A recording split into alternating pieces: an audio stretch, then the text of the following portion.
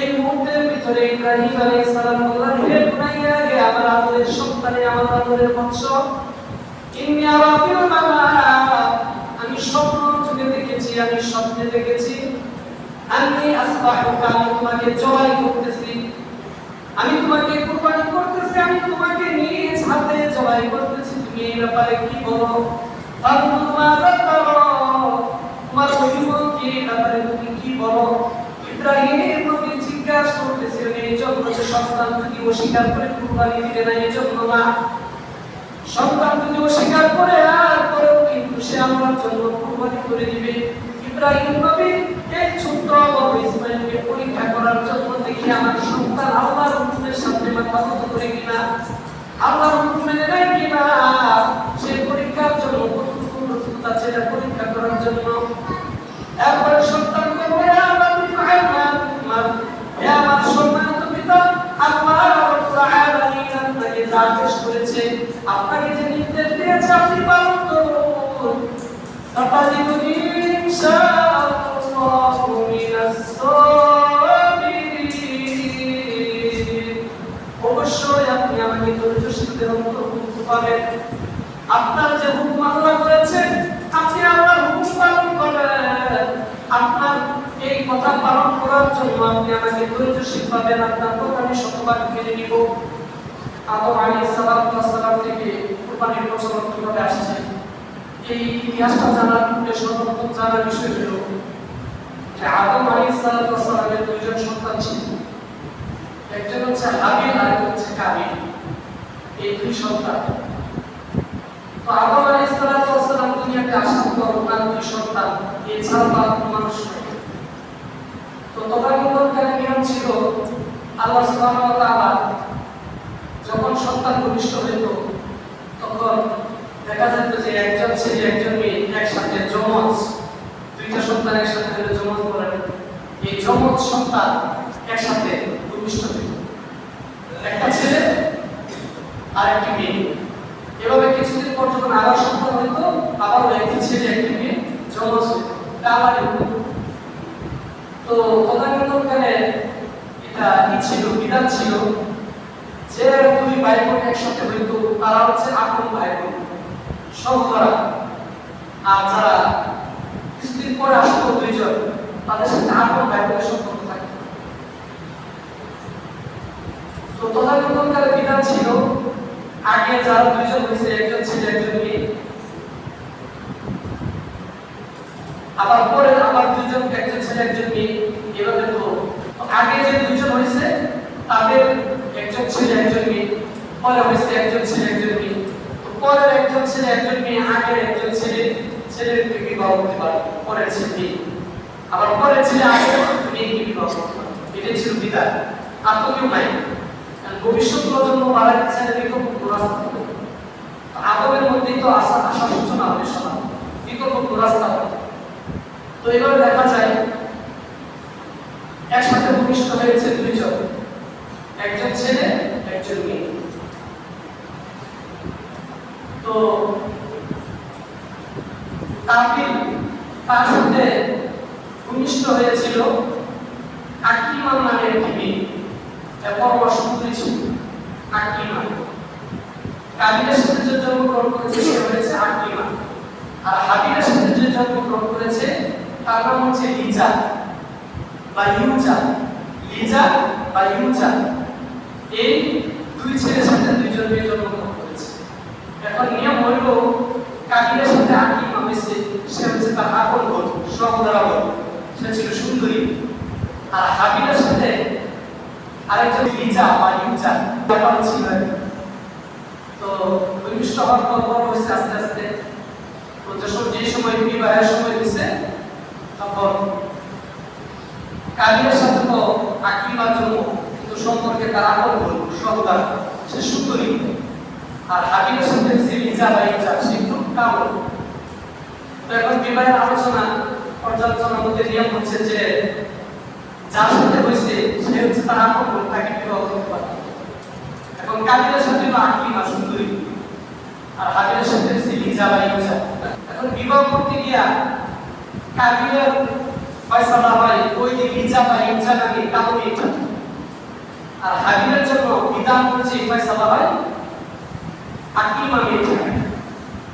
কিন্তু কাবিল এটা মানতে পারতেছিল না যে আমি কালো মেয়ে বিবাহ করবো আর আমার ভাই সুন্দর মেয়ে বিবাহ করবে, এটা তো সম্ভব না।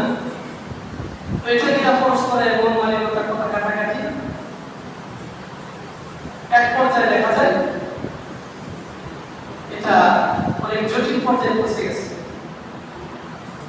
তো ফয়সালা হলো আদম আলাইহিস সালামকে সর্বজন করে জানিয়ে দেওয়া হলো দুই ছেলের এই সমস্যা, দুই ছেলের পক্ষ থেকে দুইটা কুরবানি পেশ করা হবে।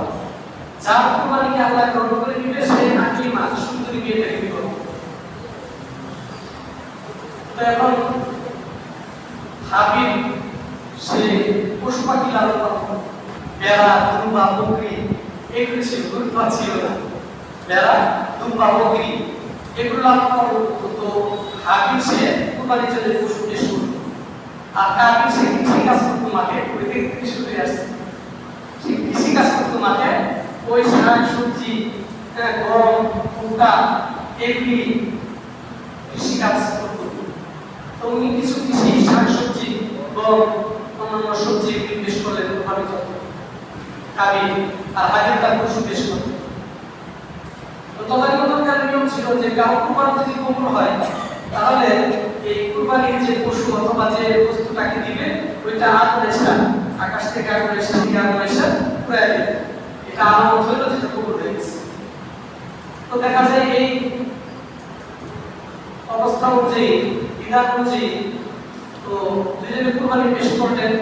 করার পর দেখা গেল যে হাবিলের যে কুরবানি পশু আল্লাহ তাআলা এটাকে কবুল করে নিয়েছে।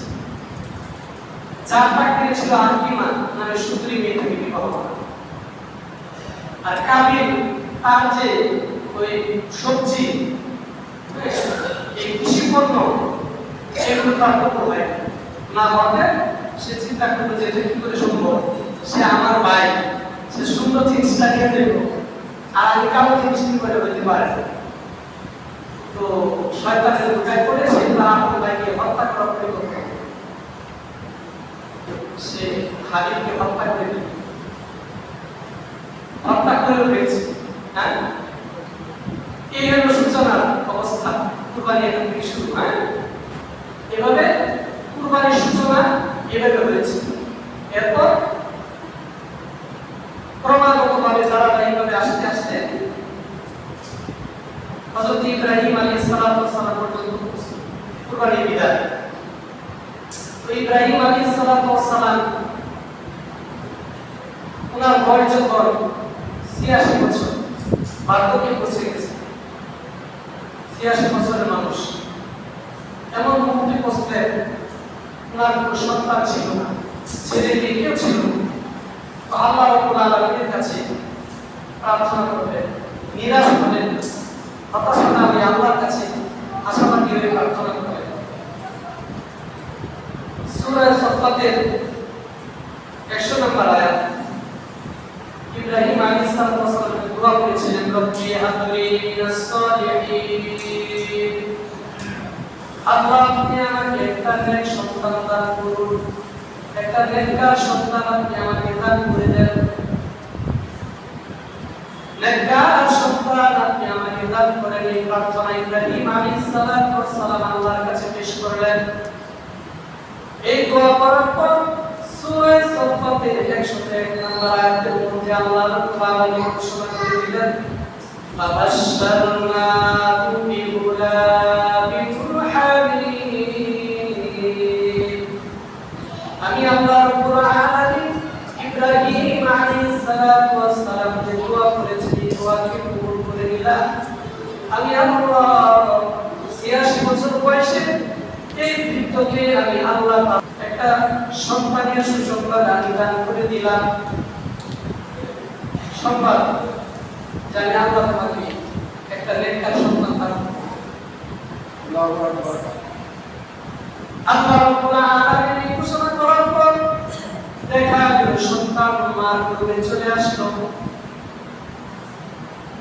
হাজার করবে সন্তান ইসমাঈল আলাইহিস সালাতু ওয়াস সালাম চলে আসলো ইব্রাহিমের বিবি ইব্রাহিম আলাইহিস সালাতু ওয়াস সালামের বিবি হাজেরা।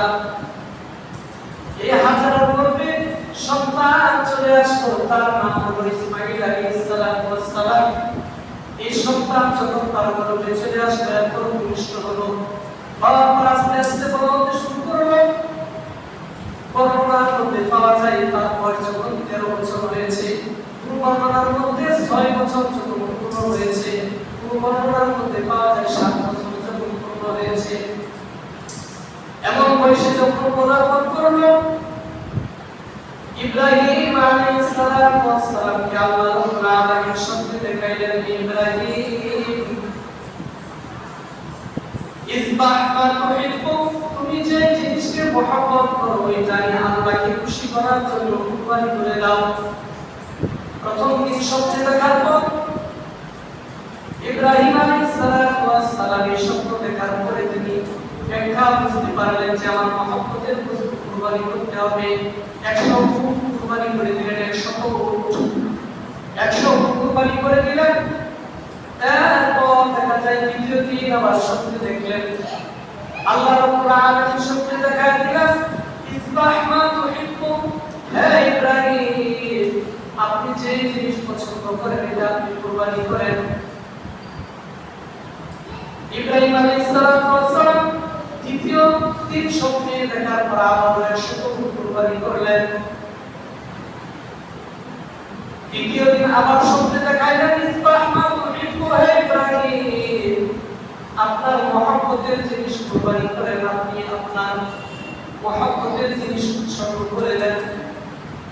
ইব্রাহিম আলাইহিস সালাম বুঝতে পারলেন আমার মহব্বতের জিনিস তো আমার সম্পদের যে আমার সন্তান, এটাই তো আমার সবচেয়ে বড় মহব্বতের।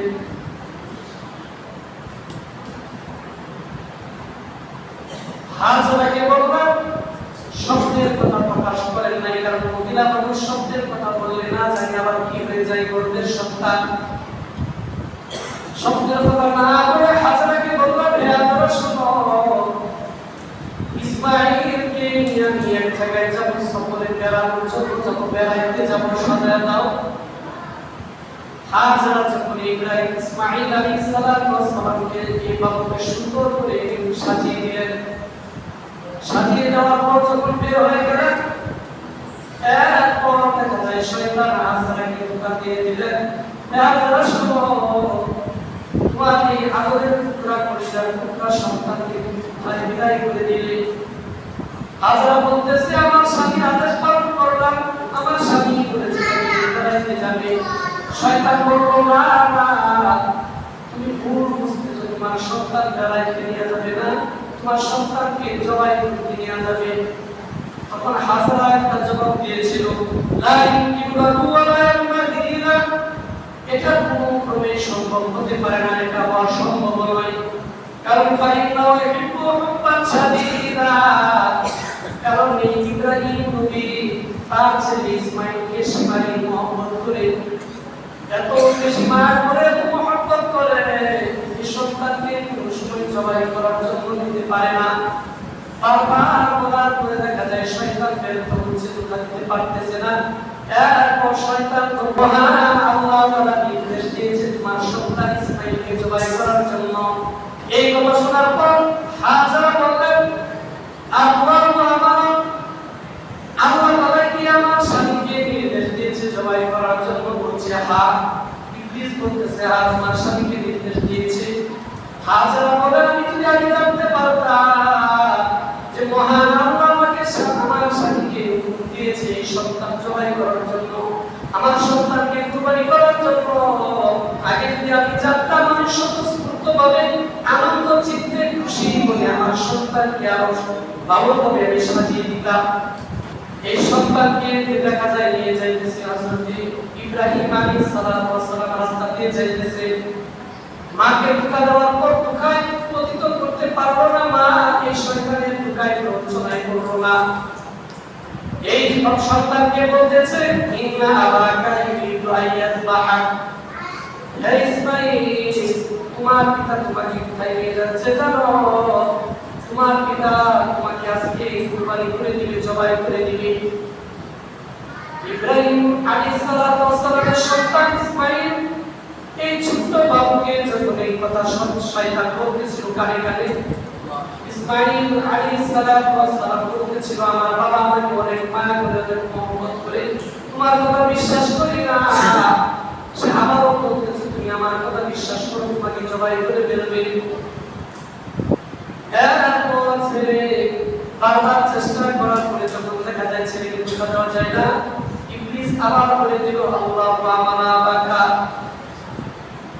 আল্লাহু আমানা বাকা, আল্লাহ তাআলা তোমার পিতাকে হুকুম দিয়েছে তোমাকে জবাই করার জন্য। ছেলে তখন বলতেছে, আল্লাহু আমানা আমি, আমার রব কি আমার পিতাকে হুকুম দিয়েছে আমাকে জবাই করার জন্য? বলছে হ্যাঁ। বলছে তাহলে আমার পক্ষ থেকে আর কোনো আপত্তি নাই, কোনো কষ্ট নাই। সন্তান রাজি হয়েছে। কত বড় ঈমানী পরীক্ষা ছিল এটা, আর কত বড় কঠিন পরীক্ষা ছিল। হ্যাঁ, এর চেয়ে বড় কঠিন পরীক্ষা পৃথিবীতে আর কিছু হইতে পারে না। ৮৬ বছর বয়সে একটা সন্তান, এরপরে এত মা মহব্বতের সন্তান, একমাত্র হাতকে শুরু করছে সাথে, এমন কঠিন পরিস্থিতি। আল্লাহ কেমন মজবুত ছিল ইমান হাজারাত, কেমন মজবুত ছিল ছোট্ট শিশু ইসমাঈলের ইমান। যেমন বাপ তেমন বেটা। সূরা সফাতের ১০২ নম্বর আয়াতের মধ্যে বলেছে এই ঘটনাটা কি? আল্লামা বালাগা মা'আসা ক্বালা ইয়া বুনাইয়া ইন্নী আরা ফিল মানাম। সন্তান যখন তার ইব্রাহিম আলাইহিস সালাতু ওয়াস সালামের সাথে চলতে পারে এমন বয়সে যখন পদার্পণ করেছে, এই মুহূর্তের ভিতরে ইব্রাহিম আলাইহিস সালাম বললেন, হে বুনাইয়া, হে আমার আদরের সন্তান, আমার আদরের বৎস, ইন্নী আরা ফিল মানাম, আমি স্বপ্ন যুগে দেখেছি, আমি স্বপ্নে দেখেছি, আমি আসবাহুকা, আমি তোমাকে জবাই করতেছি, আমি তোমাকে কুরবানি করতেছি, আমি তোমাকে নিজ হাতে জবাই করতেছি, তুমি এই ব্যাপারে কি বলো? ফানজুর মাযা তারা, তোমার অভিমত কি, এই ব্যাপারে তুমি কি বলো? ইব্রাহিম নবী জিজ্ঞাসা করতেছিলেন এই জন্য যে সন্তান যদি অস্বীকার করে কুরবানি দিবে না, এই জন্য না। সন্তান যদি অস্বীকার করে আর করেও কিন্তু সে আমার জন্য কুরবানি করে দিবে। ইব্রাহিম নবী এই ছোট্ট বাবু ইসমাঈলকে পরীক্ষা করার জন্য দেখি আমার সন্তান আল্লাহর হুকুমের সামনে মাথা নত করে কিনা, আল্লাহর হুকুম মেনে নেয় কিনা, সেই পরীক্ষার জন্য কতটুকু প্রস্তুত আছে এটা পরীক্ষা করার জন্য। এরপরে সন্তানকে বলে, আমার সম্মানিত পিতা, আল্লাহ রাব্বুল আলামিন আপনাকে যা আদেশ করেছে, আপনাকে যে নির্দেশ দিয়েছে আপনি পালন করুন। সাফাদিকুনি ইনশাআল্লাহু মিনাস সাবিরিন, অবশ্যই আপনি আমাকে ধৈর্যশীলদের অন্তর্ভুক্ত পাবেন।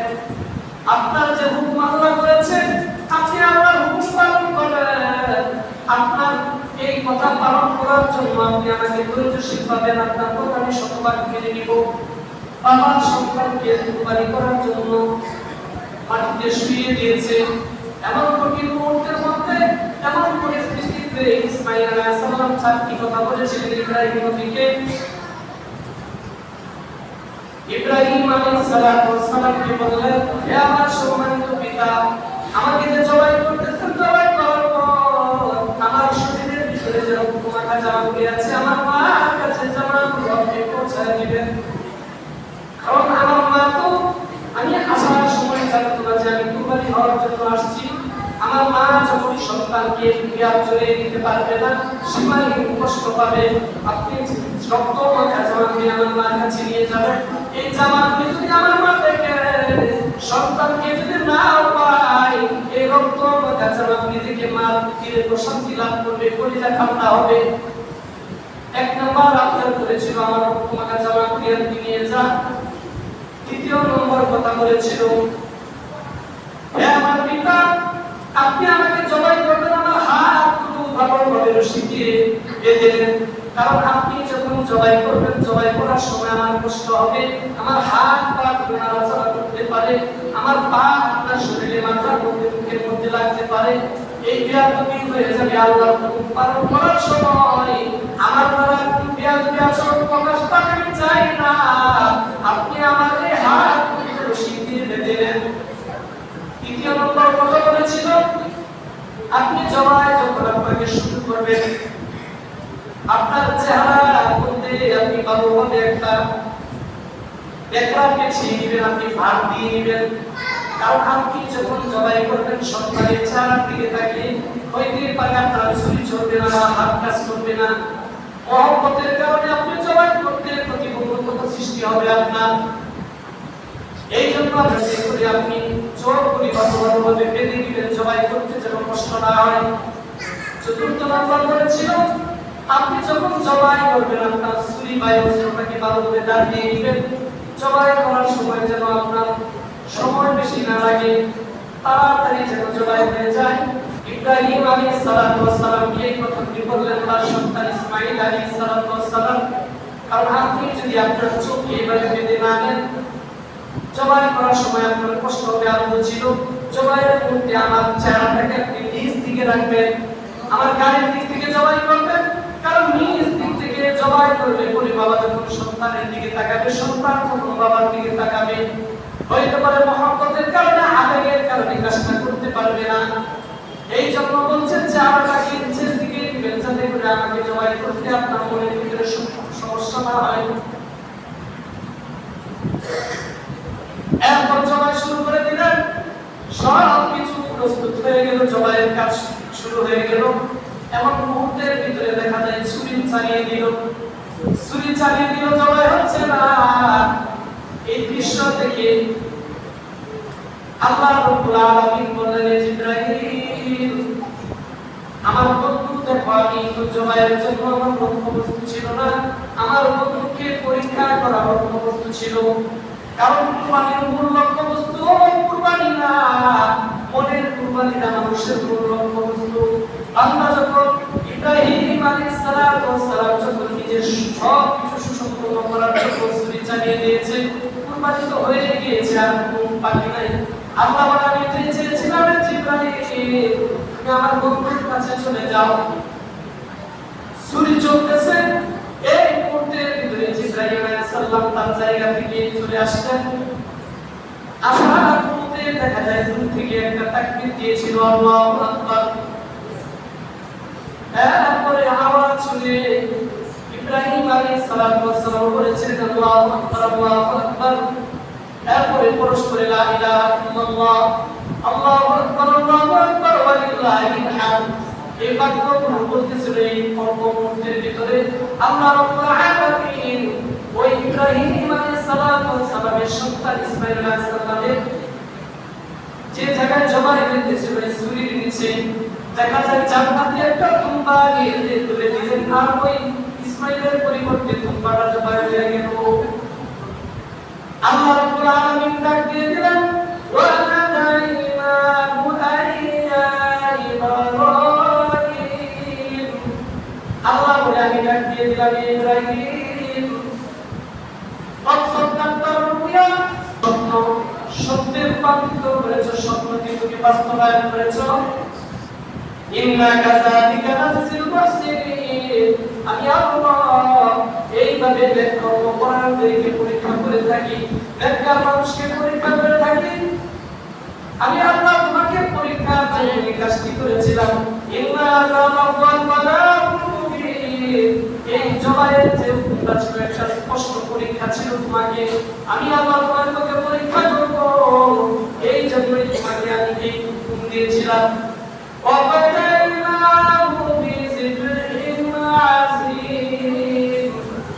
আল্লাহ রাব্বুল আলামিন বলে, ইব্রাহিম একটা দুম্বাকে কুরবানি দেওয়ার মাধ্যমে আমি আল্লাহ তোমার সন্তান জবাই করা থেকে মুক্তি দিয়েছি।